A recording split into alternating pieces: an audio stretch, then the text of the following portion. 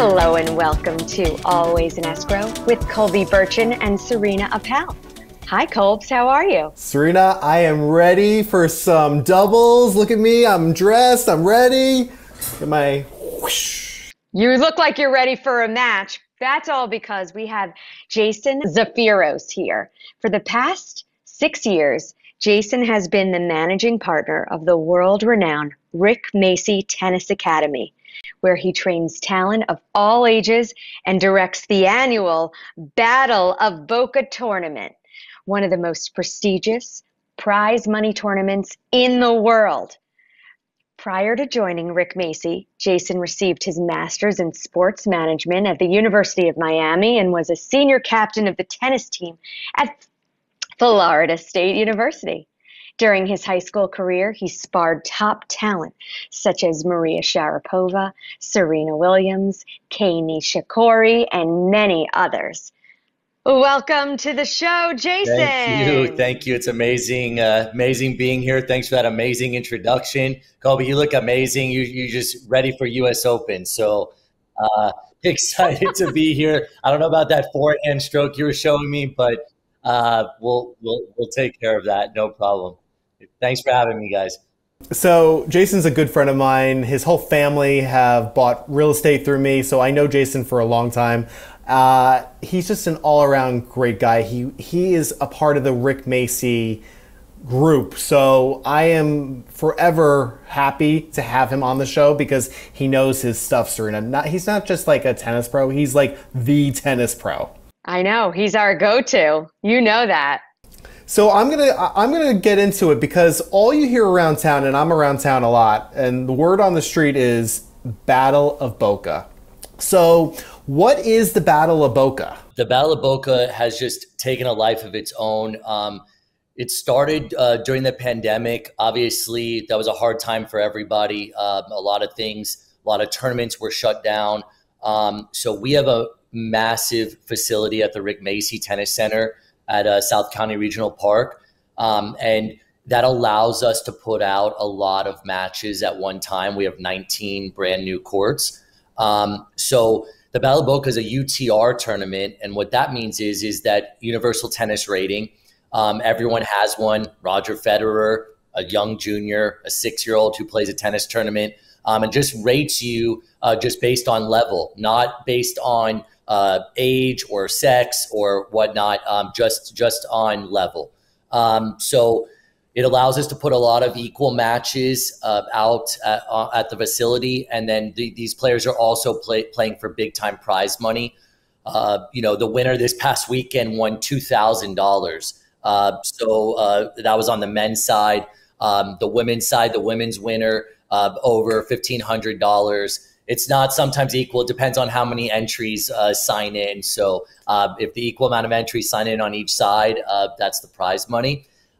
So it's just an amazing atmosphere where juniors, whether you're 10 years old or 30 years old, or Colby, you could even hop in if you want. It's a men's and women's open. So just the level is absolutely unbelievable. And we've had, I would say, hundreds of universities participating over the last 2 years, for all the way from Ivy Leagues to top 5 in the country, national champions, all the way through to D2 and D3. So it's just been absolutely incredible. But people from all over the world. I mean, I know you've given me clients from, I think it was Australia, looking to come here. Yeah, well, what's happening in Colby is that people are traveling because they need an opportunity to play these tournaments, and they don't really exist in a lot of the other countries, especially at this level. UTR is everywhere, and it's probably, I mean, they're taking off.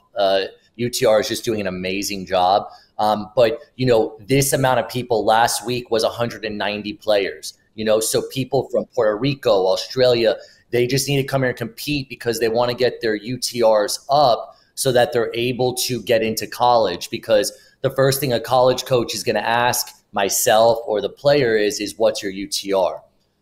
So that's what this is kind of allowing. And then the juniors want in on it because they want a chance to play the college guys, because that also gets the college coach's eye.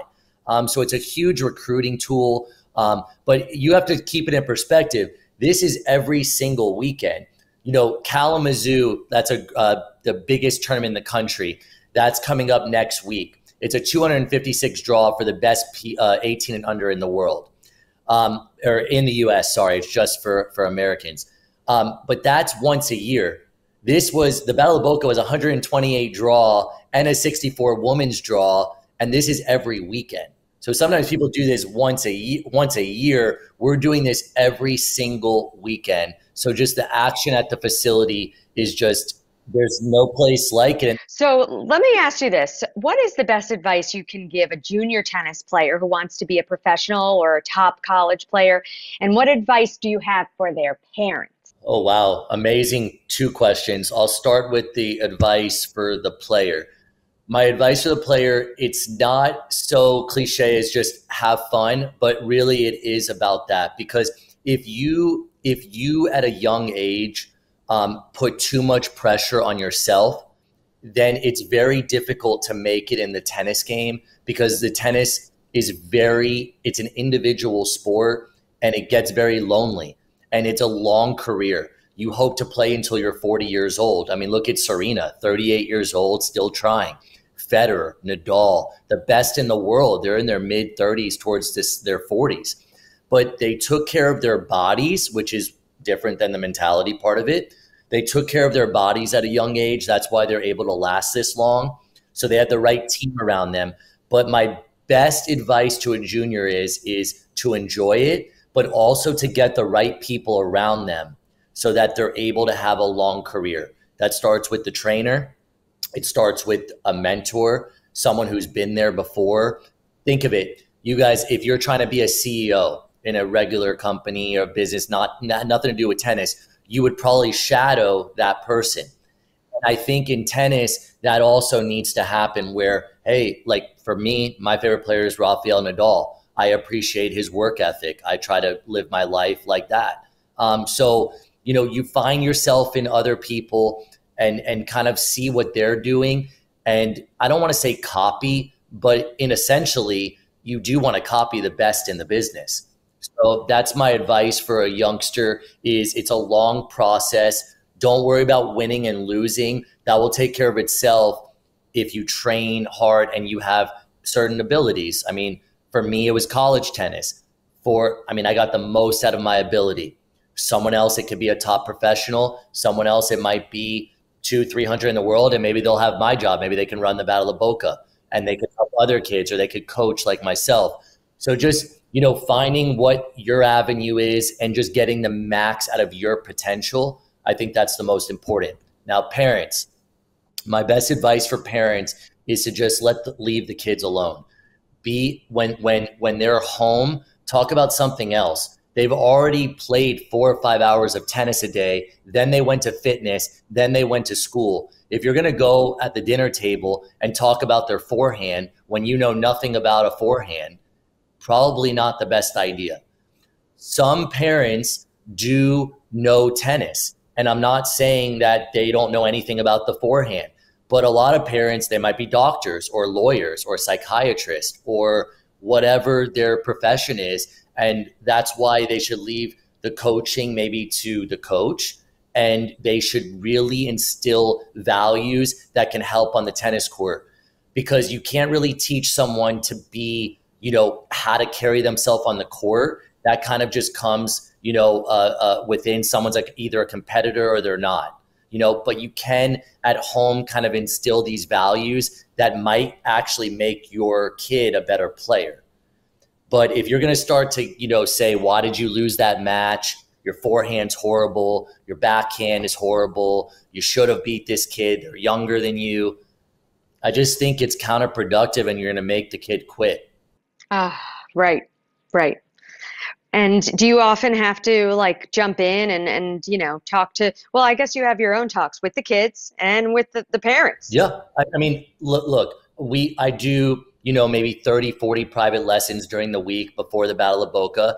It's not just a lesson with the student. I'm also, you're teaching the parent. I mean, Rick Macci, who's my mentor, that's where I work. He taught me that is, it's a lesson with the kid, but it's also, you got to teach and kind of groom the parent of here's the goal, here's what we're aiming to do, here's your role in it, and then just kind of stay in that role. And then, look, if it's not working, then get rid of me or get rid of, the coach or whoever it is. But, kind of have this path that you see your son or daughter on and go from there. But, we're teaching parents and the student at the academy. We're dealing sometimes with 6-year-olds. I teach. Yesterday I had an 8-year-old on the court.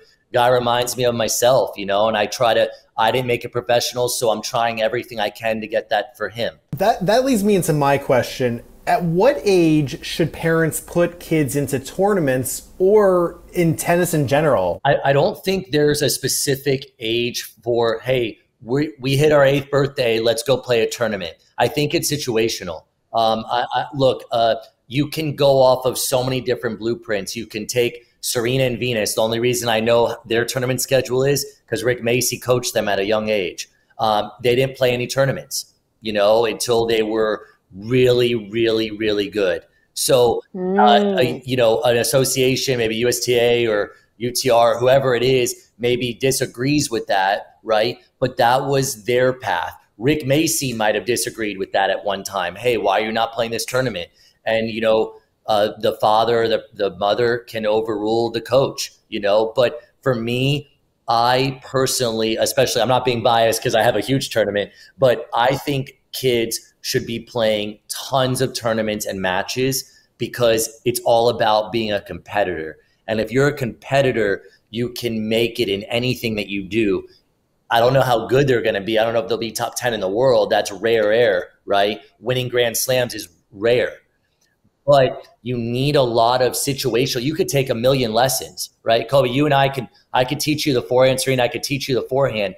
But if you don't go in real life and do it, it's not so easy. You got to deal with deuce points and situations and, pressure. It's all about pressure. And if you can handle pressure, if you guys turn the TV on during the US Open, you'll see the better players in the world, they handle the bigger points better.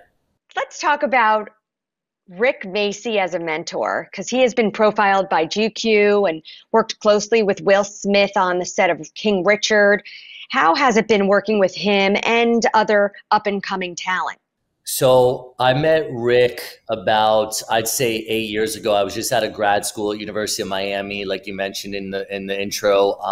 And right away, I started working at the academy. I knew right away, I said, I've never in my life met someone with that work ethic.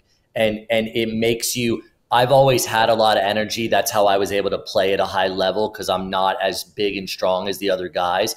But working with Rick just has made me just so much better of a coach, player, person, all of the above. I got extremely lucky that I met Rick. Amazing coach, has the ability to make any player that goes on his court better for that hour. I'm not saying that every person that goes on his court is going to be the number one player in the world, but he just has a way to get it out of you.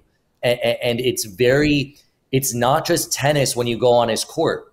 It's very mental. He's a motivator. He inspires. Right. And that's how he probably, think about all the number ones that he's coached. He had Capriati, Sarina, Venus, Tommy Ho. The list goes on and on about who he's coached. So, this past couple of years, I've had the opportunity to premiere at King Richard, the movie that came out about how, look, here's all you need to know. Watch King Richard. He took a chance and paid millions of dollars on 2 girls from Compton that he's never even met, right? He flew all the way to Compton. He said, no one said that those 2 were going to be what they are.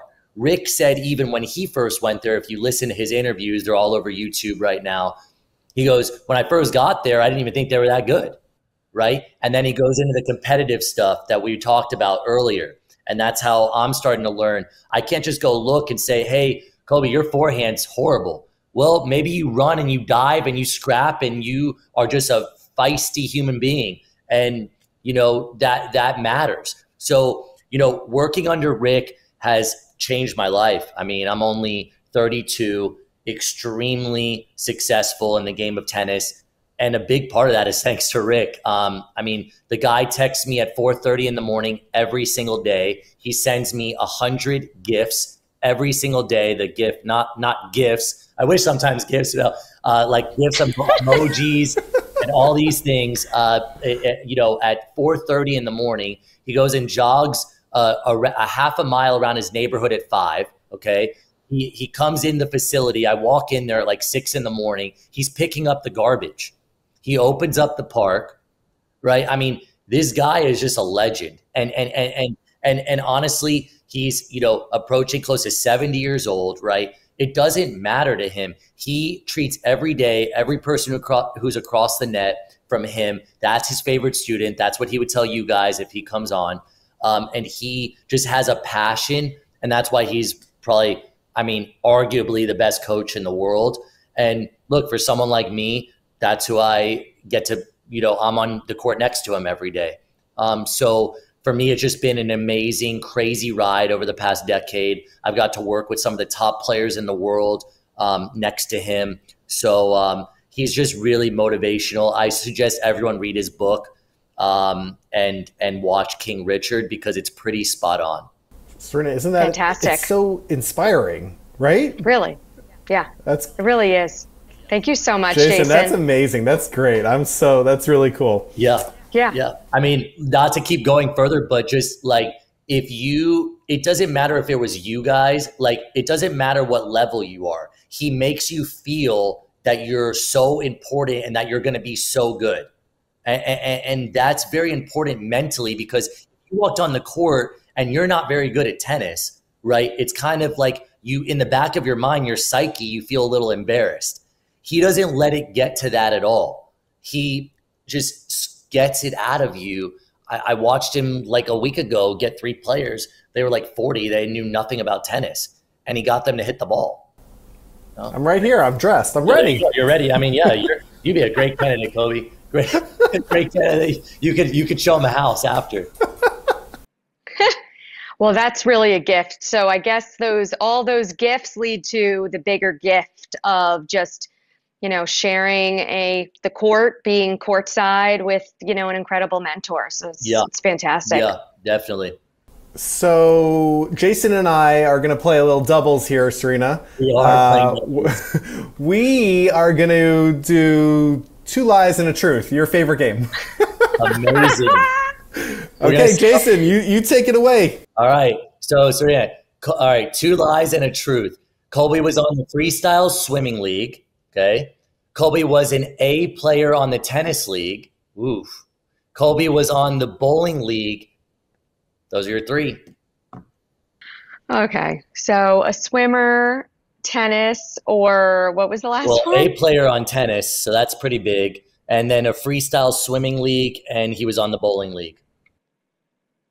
Okay, this is all new to me, and I've known Colby for a long time. So to hear these 3 sports, I'm stumped. Okay, I'm just gonna. Yeah, I am. Okay. But I mean, look what he's wearing. I mean, okay, so I guess tennis is it tennis? Is the lie or one is the truth, and then the other 2 are lies? Because I have never seen you swim, Cole. Actually, I used to swim at camp. But I wasn't on a league.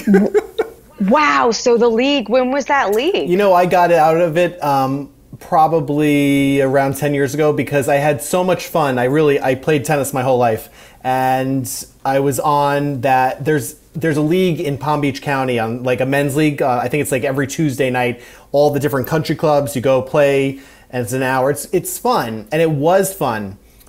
It turned out to be not so fun. They got so competitive, and when you're at that level, it's all about winning, winning, winning. So there wasn't any kind of like banter between the guys anymore. It was like, what the hell? Why'd you miss that shot? It's like, it wasn't fun. I dropped it, and I walked away from tennis, and I haven't been back. Are you guys are you joining the pickleball fanatics? Oh yeah. Get into that. Let's talk about that. We didn't talk about that. We should talk about that. Yeah. I mean, look, I mean, I'm even starting to like, I personally haven't played. We have courts like a quarter of a mile outside of the facility that are always used. But I'm like starting to like kind of watch it on Instagram because I'm seeing that they're starting to get money in it. I mean, so, you know, but what's happening is that obviously older players, you don't have to move as much. So, you know, adults were starting to play. But I think where this is going, I could be really wrong, but it's already starting to happen, is now tennis players are getting in. So it's getting tougher because they see that there's some money to be made, and it's a little bit easier, obviously, than playing on the pro tour tennis-wise. But I mean, there's some interesting rules that I feel like I even would have a hard time with. I mean, you can't cross a certain line like close to the net. I think they call it the kitchen. So there's like certain rules that you have to kind of learn. And I picked up a paddle for the first time the other day. Seems pretty, you know, light with the lighter ball. But I mean, look at these country clubs where obviously I'm sure prime real estate. I mean, they're you know, they're making just pickleball courts. These places are full. So I just think the money in this is just going to grow and grow. And who knows, like there could be prize money, Battle of Boca pickleball for all. I just see where this is going, and I'm seeing tournaments on the weekend. I mean, some of our coaches play them, and I mean, they're not even winning. I mean, there's people that play pickleball all day that are like better than the tennis people. Some of my neighbors have put in their own pickleball courts on their properties. My next door neighbor is putting it in right now as we speak. Yeah, and they'll play for hours. I mean, yeah. I hear like they're like out there for like 6 hours. I mean, that must be grueling. It's like 110 degrees in Florida, pickleball. But you got to get pretty low. I mean, it's more doubles, it looks like, and mixed. I personally would rather play singles if I play it. But I mean, that and paddle, obviously paddle is more European. So like that's big in Spain. It's a little bit different. You hit off the wall and stuff like that. But it looks like a lot of tennis guys that I know are starting to get into pickleball. So it's probably going to get really competitive. Wow, good to know. Well, we'll keep our eye on that, and we'll check in with you. But I just had this random question because we're talking about heat, we're talking about activity. How do you stay hydrated? How do you encourage your you know, how do you? Hey, I'm not promoting them on your podcast, but this is probably not the best way to do it. I drink Bang energy drinks, horrendous for you probably, but no, honestly, I mean, Pedialyte is so big for tennis players. I used to have to do that because I had a cramping problem. I mean, it's so hot. I wasn't the biggest and strongest. So, and you see guys on the tour, ladies on the tour, I mean, they have salt tablets, Pedialyte. You know, it's very, I mean, I'm watching these matches, even Battle of Boca twice a day. You know, the pros play once a day. In our tournament, I mean, it's 128 draw in 4 days. You got to play twice a day, you know? So I see, you know, you got to hydrate the week before. It's too late when you do it, you know, the night before. If you're thirsty, then it's too late, right? So just a lot of water, Pedialyte. Gatorade's probably not the best because it's a lot of sugar. So if you mix that with water, that would be good. Probably not Bang energy drinks like myself. Would probably not be the best thing. But look, I live off those and energy drinks because, you know, I work probably, I'd say 90 hours a week to 100 hours a week. Wow. But, you know, it's not really work because I like to think that the tournaments are changing people's lives because they don't have to spend as much money to travel across the world and compete. So I like to think I'm making a difference by providing a lot of match play for people. So it's not always work for me because the level's so high. But the hydration's an amazing question because parents, that's one thing. Like when we're talking about parents' roles, that's one thing I think is really important is just making sure they're eating healthy, drinking healthy. Because if you don't have your body to play, doesn't matter how good technically you are, you could get 100 lessons from Jason, from Rick. But if you're suffering in the match, doesn't really matter. So really good question. Great. Well, we love talking to you and hearing all these, you know, bits of, you know, encouragement, but then also all that it takes to hydrate. So thanks for coming on the show. Tell everybody how they can find you and follow along. Yeah, so you could go to the Battle of Boca Instagram. It's just Battle of Boca, so easy to find. We post all the winners on there, the prize money. We post up-and-coming players that are playing that weekend. It's every weekend, so you never have to worry if you can't make it one weekend. You always know it's all year, every weekend. You also can find us on Rick Macci's Instagram. He posts so many great stuff of the campers. So we have so many. I mean, every week on Monday, we took a photo. We had over 70 kids every week of all ages. So it was so much fun over summer. It's winding down a little bit now. We'll get into the fall and our full-time program, which is over 50, 60 kids, morning and afternoon. And then I started a junior tournament during the week. So that will be for like youngsters, like 7, 8 years old, that are more grassroots, looking to play matches. And then you could follow me on Instagram at Jason Zaf. There's something for everybody, whether it's you're an adult, you want to do an adult clinic, whether you want a tennis lesson, whether you're a beginner, whether you have, you're just trying to get an exercise. It's a gorgeous facility, 19 courts. We're redoing all of them next week. So they'll be all purple, very purple courts. Nice. Yep. So, and we're going to stencil the backs of them with the logo. So it's going to look super professional and cool. And then we also run the Pro Tennis Tour tournaments, UTR 25Ks. That's going on right now, actually. Those are 25K events, just so high level, women's and men's. So, I mean, honestly, there's hundreds of people every week that come through. And it's really good that you can actually go watch, because I feel like when you watch, it's a little bit different in person than on TV, and you actually play better. At least I did when I saw their footwork and how they move and their attitudes and rituals. And like I said, if you're watching, you're learning, right? You're trying to copy. Even just as a spectator, it's so fun to come out to the facility. Fantastic. Yes, I do love watching all those rituals and watching the game. Well, thank you so much, Jason. Jason, thank you. It's been fun. Your attire is unbelievable. I think I'm going to go retire it. It's from 11 years ago. Yeah, I mean, we could get you some. I mean, I'll get you one of these Battle of Boca shirts. I think those will look. I'll rock it. Yeah, little Battle of Boca shirts. Yeah, and then some new updated rackets will be good. I think. Do they still use wood rackets? Wood, no, but we could make an exception. If you want to use a wood racket, all good. Like I said, it's more of your mindset and that you have ability to run. So if you do that, you can hit with a broomstick if you want. I mean, it's up to you. Perfect. Yeah. Well, thanks for powering us up today. Yes. And we will check in with you again soon. Awesome. Yeah, maybe I'll bring Rick on once. We'll do a joint one. That'll be awesome. Yes. Awesome. Tell me when.